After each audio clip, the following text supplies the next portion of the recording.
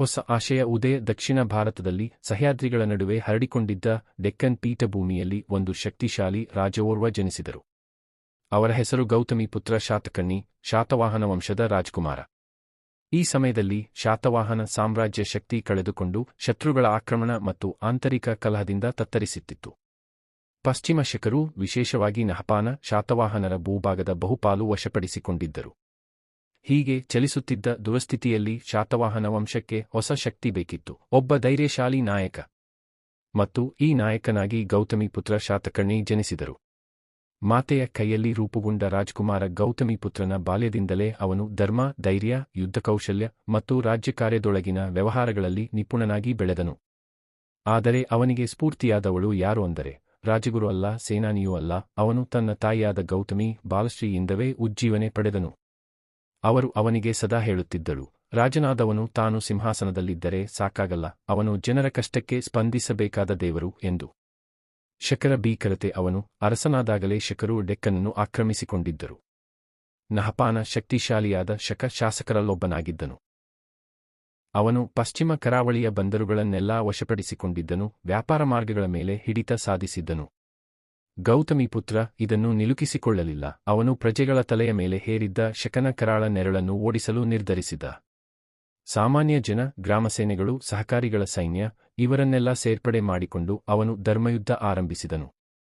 ಯುದ್ಧ ಮತ್ತು ತಂತ್ರ. ಅವನು ಯುದ್ಧಕ್ಕೆ ನಿಲ್ಲುವುದಕ್ಕಿಂತ ಮೊದಲು ತಂತ್ರವನ್ನು ರೂಪಿಸಿತು. ಶತ್ರುಪಕ್ಷದ ಪೂರೈಕೆ ಮಾರ್ಗಗಳನ್ನು ಕಡಿದುಹಾಕಿ ನದೀ ಪ್ರವಾಹ ಪ್ರದೇಶಗಳಲ್ಲಿ ಗುಂಪು ದಾಳಿ ತಂತ್ರಗಳು, ತಟಪ್ರದೇಶಗಳಲ್ಲಿ ನೌಕಾ ದಾಳಿಗಳು ಮತ್ತು ಕಪಟ ದಾಳಿಗಳು, ಈ ಎಲ್ಲದಿಂದ ಶಕಸೇನೆ ನಿರ್ಜೀವವಾಯಿತು.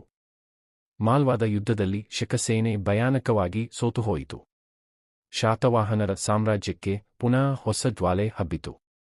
ನಂತರ ಅವನು ಉಜ್ಜಯಿನಿ, ನಾಸಿಕ್, ಕಲ್ಯಾಣ, ಸೋಪಾರ ಹೀಗೆ ಅನೇಕ ರಾಜಧಾನಿಗಳನ್ನು ಮತ್ತೆ ವಶಪಡಿಸಿಕೊಂಡನು. ನಹಪಾನದ ನಾಶ. ಅಂತಿಮ ಯುದ್ಧದಲ್ಲಿ ಗೌತಮಿಪುತ್ರ ಶಾತಕರ್ಣಿ ನಹಪಾನನನ್ನು ನಾಶಮಾಡಿದನು. ಕೆಲ ವರ್ಷಗಳವರೆಗೆ ನಡೆದ ಈ ಯುದ್ಧ ಉಗ್ರ ಮತ್ತು ಭಯಾನಕವಾಗಿತ್ತು. ಮಹಾಯೋಧನಂತೆ ಶಾತಕರ್ಣಿ ಕುದುರೆಯ ಮೇಲೆ ನಿಂತು ಶತ್ರು ಸೇನೆಗೆ ಶೂಲವಾಗಿ ಹರಿದನು.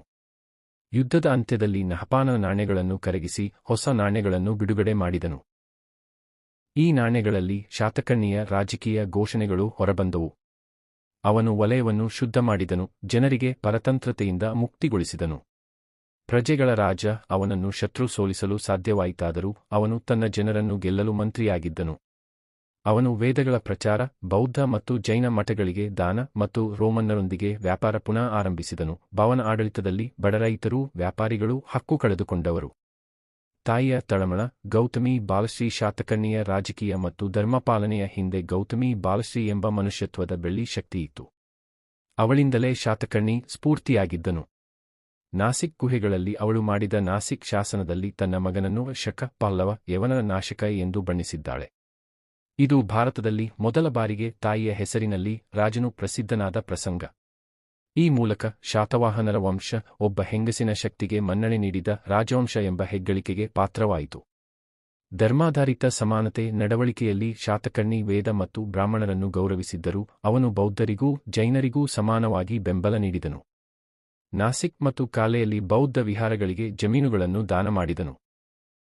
ಹೀಗೆ ಧರ್ಮದ ಹೆಸರಿನಲ್ಲಿ ಭೇದವಿಲ್ಲದೆ ಸಹಜ ಸಮಾನತೆಯ ಆಡಳಿತ ಒದಗಿಸಿದನು.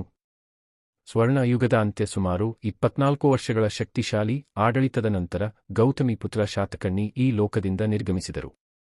ಅವರ ಪುತ್ರ ವಸಿಷ್ಠಿಪುತ್ರ ಪುಲುಮಾವಿ ಅವರ ನಿಧಾನವಾದ ಆಡಳಿತ ಶೈಲಿಯನ್ನು ಮುಂದುವರಿಸಿದರು. ಆದರೆ ಶಾತಕರ್ಣಿಯಂಥ ರಾಜ ಮತ್ತೆ ಬರಲಿಲ್ಲ. ಅವನ ಹೆಸರು ಕೇವಲ ಶಾಸನಗಳಲ್ಲಿ ಮಾತ್ರವಲ್ಲ, ಜನರ ಮನಸ್ಸುಗಳಲ್ಲಿ ಪವಾಡದಂತೆ ಉಳಿಯಿತು.